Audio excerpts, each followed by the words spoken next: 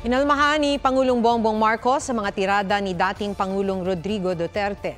Anya, hindi kasamang pasyal sa kanyang schedule sa pagbisita niya sa Germany. Sa prayer rally kahapon, binanata ni Duterte ang foreign travels ni Pangulong Marcos. Kaugnay naman sa buwelta ni Duterte na inuulit ng Pangulo ngayon ang ginawa noon ng amang si dating Pangulong Ferdinand Marcos Sr. na pakialaman ang konstitusyon. Nalilito raw si Pangulong Bongbong Marcos dahil papalit-palit ng sinasabi si Duterte. This is my schedule for today. Where's the paseo?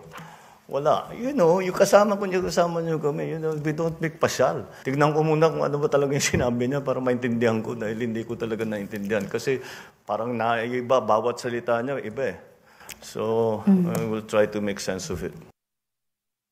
Huwag magpahuli sa mga balitang dapat ninyong malaman. Mag-subscribe sa GMA Integrated News sa YouTube.